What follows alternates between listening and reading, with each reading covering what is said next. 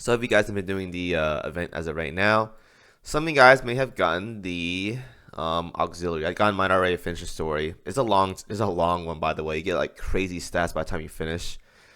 999 across the board. C at throwing though. Interesting there.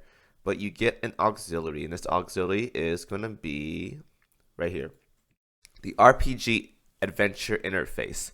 Now this bad boy is super, super, super good. I'm gonna go ahead and upgrade it for you guys to plus 13 because I truly think it's one of the best Vanguard auxiliaries you have as of right now. It is monstrous. Now at plus 13, you get a 640 defense and 3% OS damage. But that's not why we want the auxiliary. We want it for this right here. So I'll go ahead and put on the screen for you guys what it does. But essentially, you get 3 different kinds of perks during your fight when you use this thing on one of your ships. I think it works on Vanguards, actually. Yeah, it works on Vanguard. So it works on all ships. So you get a 33% chance to fire a barrage at the start of the fight or something like that. It's not significant. The second skill, now this is the big one. You get a 1% increase to firepower, torpedo, and all that jazz. For every faction in your fleet that's unique. So like one of every faction or whatever, you get 1% per. That's really, really good. And I'll go ahead and explain why in a bit. And the third one is that you get a heal for 1% of your max HP after 35 seconds. This one is weird. I don't really like this one because in a normal fight, you probably get it once at best or none at all because fights are really fast. Or in a boss fight, you get 2 procs, which is 2% max HP heal, which is basically nothing. But the second skill is what you want. Now, the second skill is very, very good because if you guys run battleship steps, it is very, very good.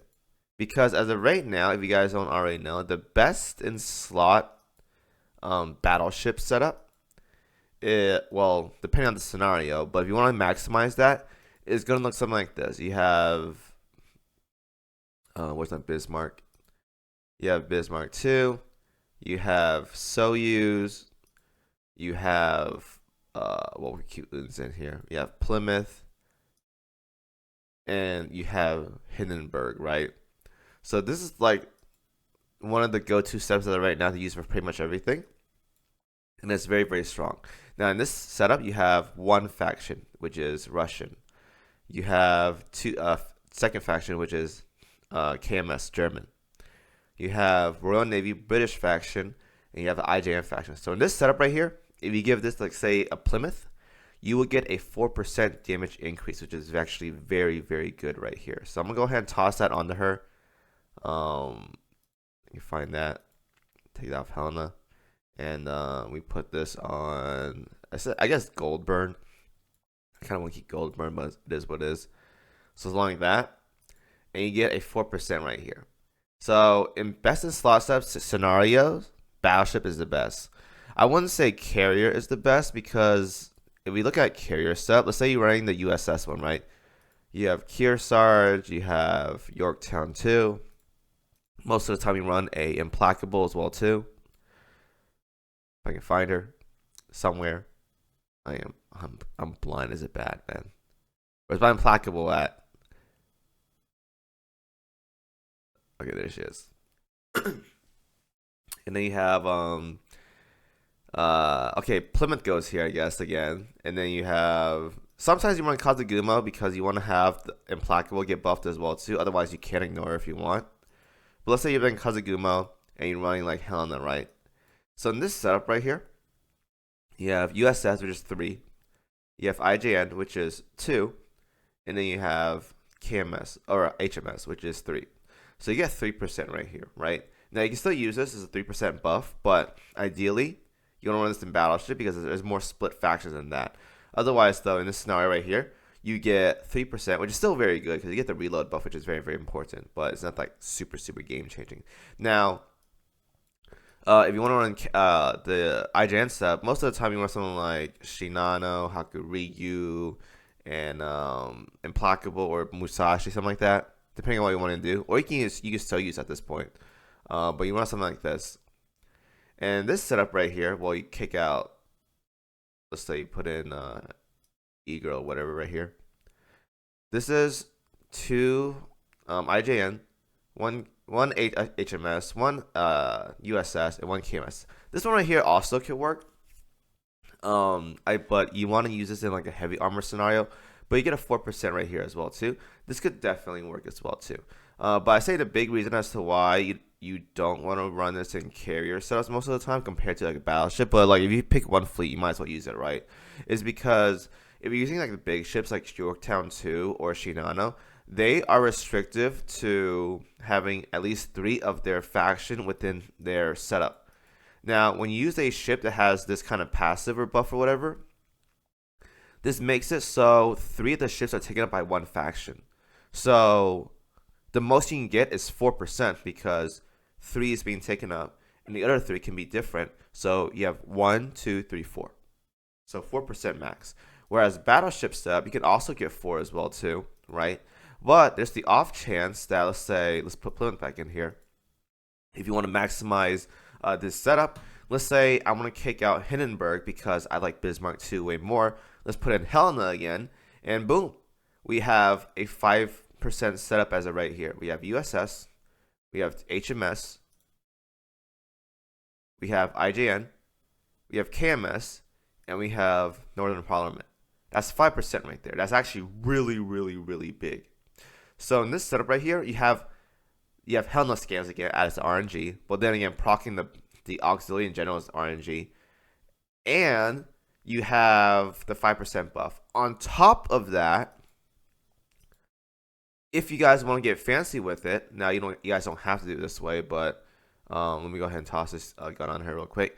Let's say you want to use another auxiliary on her, or you want more damaging auxiliaries on your other ships that does damage. Hell doesn't do damage. Now, assuming you don't need the SG radar, you can run the USS auxiliary and this auxiliary, or you can kick out this entirely. Assuming Helena can survive, and you use this one right here, and you can give your Plymouth the gold burn again. So now her damage doesn't fall off, and you can still maximize using this auxiliary on someone who doesn't need the damaging auxiliaries as much. So you can maximize this right here and make Helena look a bit more tankier. At 5,000 something health right here, that's a lot. And you get so much more out of this. You get, again, 5% buff. You get the Helena scans, and you make it so your DPS ships, Plymouth and Unzen, aren't getting griefed by using that auxiliary. Because if you use this on Unzen, she loses out on her torpedo buffs or whatever. Assuming you can survive. All right. So this setup right here is very, very, very powerful. Now you can drop out Unzen for someone else if you want, but Unzen is probably like the best IJ and Vanguard as of right now, so you can get the 5% buff right here. So it's really, really good. 5% torpedoes, 5% reload, 5% firepower, 5% anything else. It is really, really good. This auxiliary right here is definitely, it's really, really game changer, because up until now, we've been getting like a lot of ships that wants to be like faction restrictive or play within their factions. But now that second buff, it is RNG. I know this is the most annoying part about the auxiliary, it's the RNG. But if you proc it, it is so good if you play a very rainbow heavy fleet. 5% is definitely very, very good because it applies to the entire fleet. Not just one ship, but the entire fleet. It is massive. It is a very, very good auxiliary. So I highly recommend everyone who has this event done, get this maxed out ASAP. It is so good. Get this so good. It's definitely a very good auxiliary. Even if you don't proc the second one, you get the barrage, you get the heals. It is useful. It is very, very good. Like this right here is better than a repair toolkit. It's better than whatever you want to use for health nowadays that people use, like whatever that one thing is called, the Dragon Emperor Jade or whatever. Like it's better than that. So this right here is very, very good. I highly recommend everyone who hasn't done the event yet, do it. This auxiliary is very good. All right. So thank you guys for watching as always. Any comments stuff, feel free to leave it in the comments, and I'll see you guys.